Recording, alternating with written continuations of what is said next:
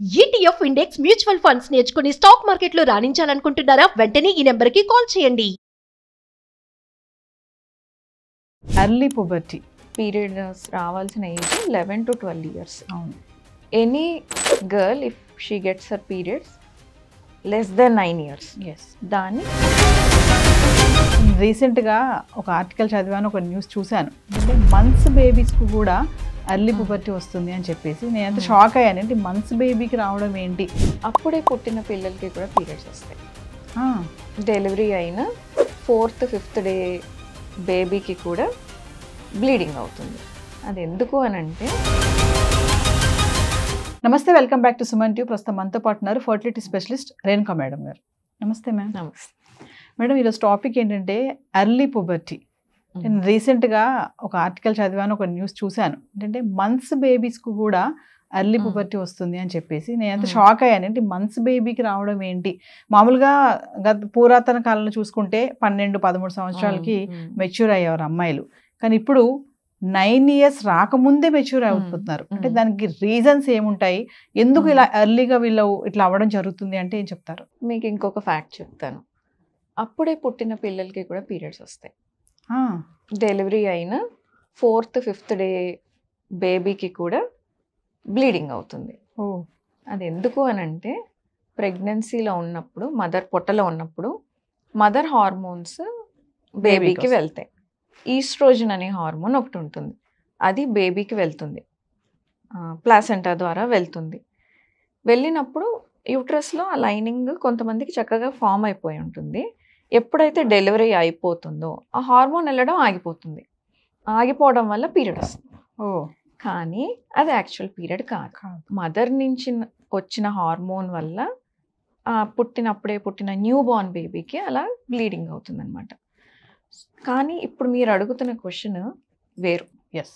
Actual normal periods రావాల్సిన age 11 to 12 years. అవును.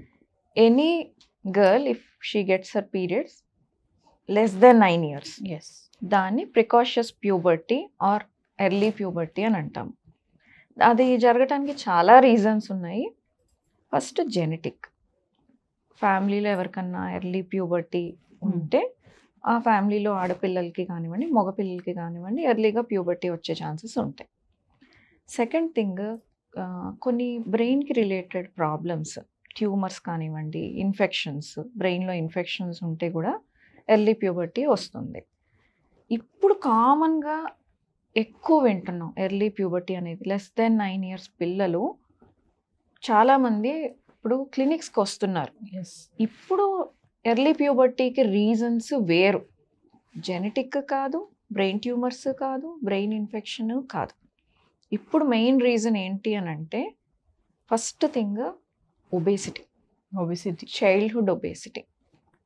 మన ఇండియన్స్కి ఎస్పెషల్గా పిల్లలు బొద్దుగా ఉంటే హెల్దీగా ఉన్నారు, ముద్దుగా ఉన్నారు అంటారు. ముద్దుగా ఉన్నారు, హెల్దీగా హెల్దీగా ఉన్నారు. ఉన్నారు. ఎంత బొద్దుగా ఉంటే అంత హెల్దీగా ఉన్నారు. ఎస్.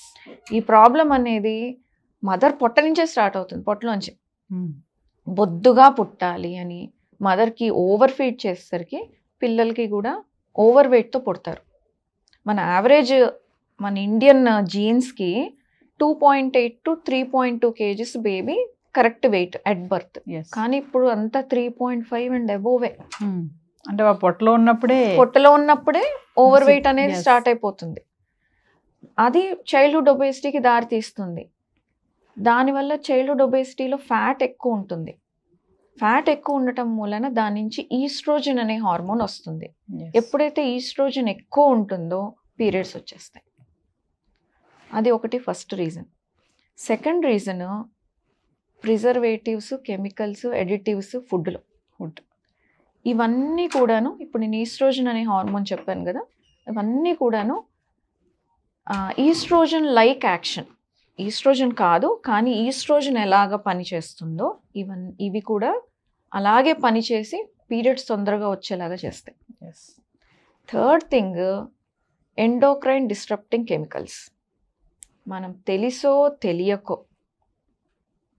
మనం యూస్ చేసే కాస్మెటిక్స్, షాంపూస్, కొన్ని కెమికల్స్, లోషన్స్, దానివల్ల కూడా ఎర్లీ స్ప్రేస్ వీటిలన్నిట్లో కూడాను ఈస్ట్రోజన్ మిమికింగ్ సబ్స్టెన్సెస్ ఉంటాయి, ఈస్ట్రోజన్ లాగా పనిచేసేవి. పర్ఫ్యూమ్స్లో వాటిలో థాలేట్స్ ఉంటాయి, షాంపూస్లో వాటిలో పారాబెన్స్ ఉంటాయి, కాస్మెటిక్స్ చీప్ కాస్మెటిక్స్ ఉంటాయి కదా, సెంటెడ్ కాస్మెటిక్స్ ఎస్పెషల్లీ వాటిల్లో చాలా కెమికల్స్ ఉంటాయి, సన్ స్క్రీన్ లోషన్స్లో ఉంటాయి, నెయిల్ పాలిష్లో ఉంటుంది, నెయిల్ పాలిష్ రిమూవర్స్లో ఉంటాయి. ఇప్పుడు ఇవన్నీ కూడాను మన ఆడపిల్లలు చాలా ఎక్కువగా వాడుతున్నారు. చిన్న ఏజ్ 4-5 years నుంచి మేకప్, లిప్స్టిక్, లిప్ బామ్స్లో కూడా ఉంటాయి చీప్ క్వాలిటీ వాటిల్లో. ఇవన్నీ ఎండోక్రైన్ డిస్టర్బింగ్ కెమికల్స్.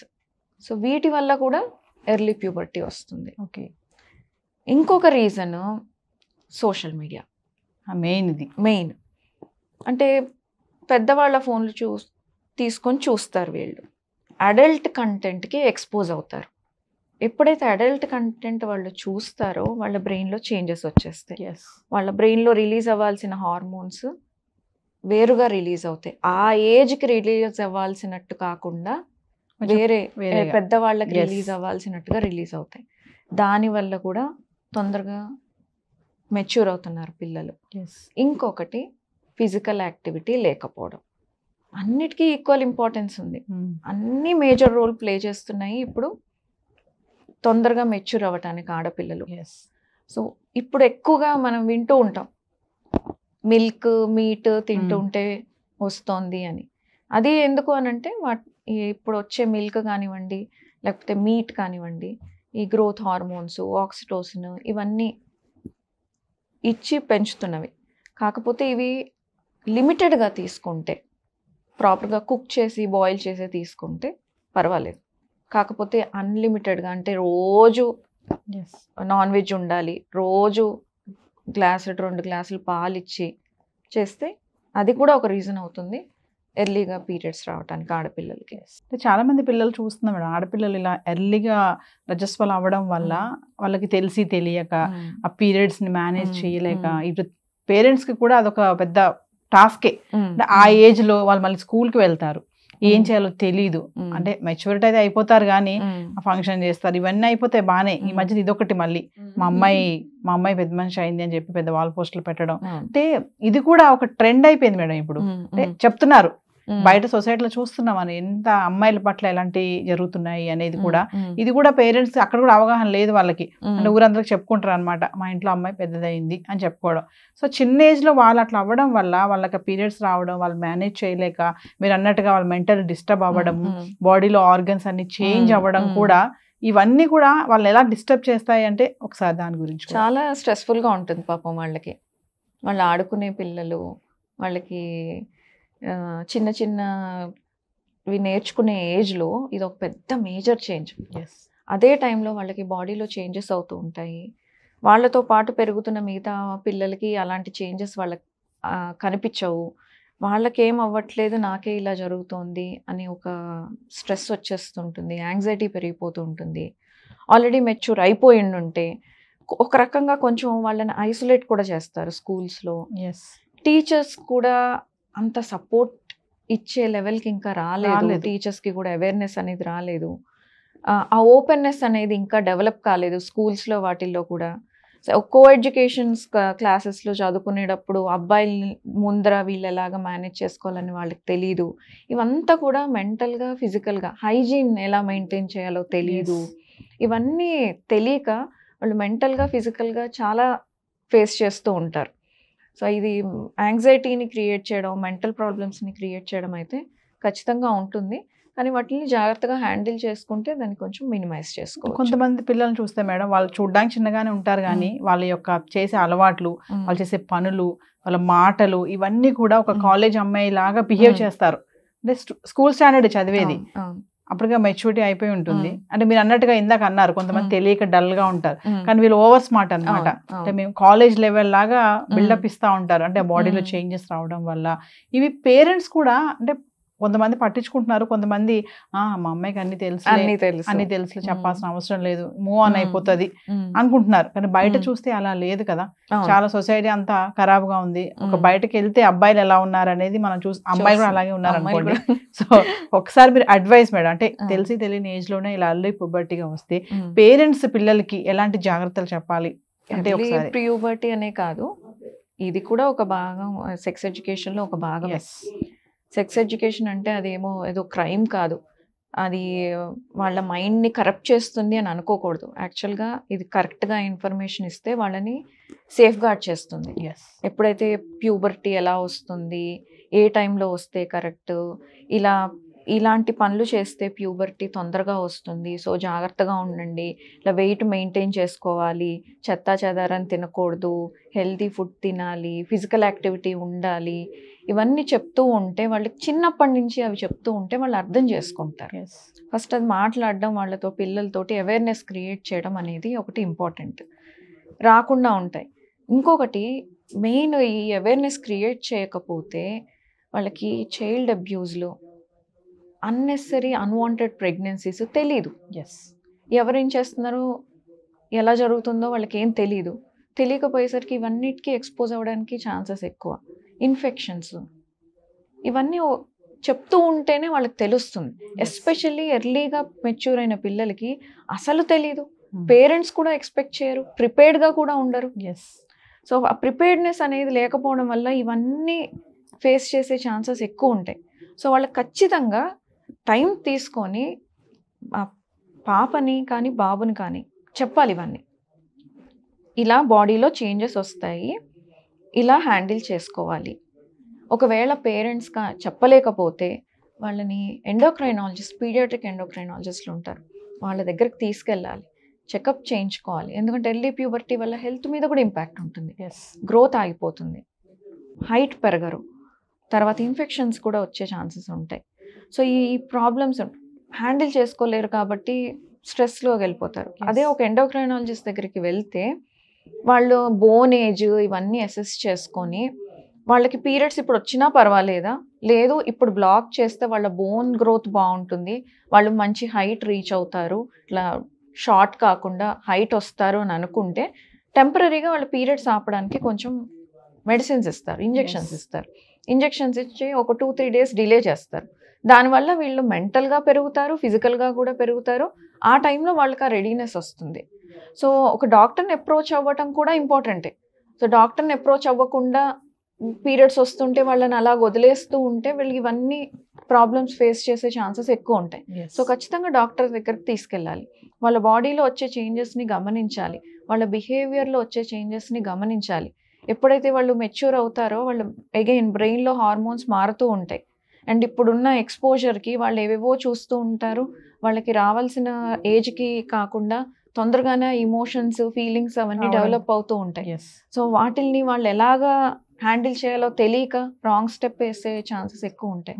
సో వాళ్ళ బిహేవియర్ని, బాడీని గమనించుకుంటూ ఎప్పటికప్పుడు వాళ్ళ పిల్లల్ని జాగ్రత్తగా కూర్చోబెట్టి మాట్లాడుతూ గైడ్ చేయడం అనేది టీచరు, పేరెంట్ అండ్ డాక్టర్ చాలా ఇంపార్టెంట్ రోల్ ప్లే చేస్తారు. ఇది ఆడపిల్లలకే కాదు, మగపిల్లలకు కూడా. అదే అడుగుదాం అనుకుంటున్నాను, అంటే ఎర్లీ పుబర్టీ అనేది ఫైనల్ గా గర్ల్స్ కి కాకుండా బాయ్స్ కి కూడా ఉంటుంది. వాళ్ళు ఇంకా నెగ్లెక్టెడ్. అమ్మాయిలకైతే కనీసం పీరియడ్స్ వచ్చి బయటకు కనిపిస్తుంది, ఒక మదర్ కొంచెం కేర్ తీసుకోవడం అని స్టార్ట్ చేస్తారు. మగపిల్లలకైతే అసలు బయటకు కనపడదు. వాళ్ళకి యూజువల్గా ఎలాగా కనబడుతుందంటే వాయిస్ చేంజ్ అవ్వడం స్టార్ట్ అవుతుంది చిన్న ఏజ్లోనే. 9 yearsకే వాయిస్ బ్రేక్ అవ్వడం స్టార్ట్ అవుతుంది, ఫేషియల్ హెయిర్ రావటం అది స్టార్ట్ అవుతుంది, మెంటల్గా చాలా డిస్టర్బ్గా ఉంటారు, ఇరిటబుల్గా ఉంటారు. ఇవన్నీ కూడా వాళ్ళకి ఎర్లీ ప్యూబర్టీ చేంజెస్. సో వాళ్ళని కూడా, మగపిల్లల్ని కూడా గమనించుకుంటూ ఉండాలి. వాళ్ళకు కూడా అవసరమైతే పీడియాట్రిక్ ఎండోక్రైనాలజిస్ట్కి తీసుకెళ్ళి, గ్రోత్ యాక్చువల్గా ఆడపిల్లల కంటే మగపిల్లలకి లేట్గా వస్తాయి స్పర్ట్స్. యూజువల్గా 9th, 10th క్లాస్కి వచ్చేసరికి ఫస్ట్ స్పర్ట్ వస్తుంది. వాళ్ళకి దానికంటే ముందరే వాళ్ళకి ప్యూబర్టీ వచ్చేస్తే గ్రోత్ చాలా ఎఫెక్ట్ అవుతుంది. సో అందుకని వాళ్ళు గమనించుకుంటూ ఈ సైన్స్ ఏమన్నా ఉంటే, అంటే ఎప్పుడైతే 12-13 yearsలో రావాల్సినవి 9 yearsకే స్టార్ట్ అవుతున్నాయి అని అన్నప్పుడు వెంటనే డాక్టర్ని అప్రోచ్ అయితే వాళ్ళ ఫిజికల్ డెవలప్మెంట్ అవ్వేంత వరకు ఆ ప్యూబర్టీని కొంచెం పోస్ట్పోన్ చేస్తే వాళ్ళు ఫిజికల్గా మెంటల్గా బెటర్గా ఉంటారు. మీరు అబ్బాయిలు అన్నారు కదా మేడం ఎర్లీ పుబర్టీ, మీరు అన్నట్టుగానే ఆడపిల్లల విషయంలో తల్లులు జాగ్రత్త తీసుకుంటారు, మరి అబ్బాయిల విషయంలో కొంత నెగ్లిజెన్స్ గానే ఉంటారు. వాళ్ళు ఏంటంటే మనం చెప్పకపోతే మీరు అన్నట్టుగా సోషల్ మీడియా ఏంటి నాలో ఇలా చేంజెస్ వస్తున్నాయి, ఎందుకు వస్తున్నాయి అని అడుగుతారు. ఆన్సర్ ఏదైనా ఇవ్వచ్చు. సో ఆటోమేటిక్ గా అలా అప్రోచ్ అయ్యేటట్టు ఉంటే తర్వాత ప్రాబ్లమ్స్ కూడా ఫేస్ చేయడానికి ఫేస్ అవుతుంది. సో పేరెంట్స్ కూడా కొంచెం అవేర్నెస్ గా ఉండాలి, అమ్మాయిలే కాదు అబ్బాయిల పట్ల కూడా. Thank you ma'am.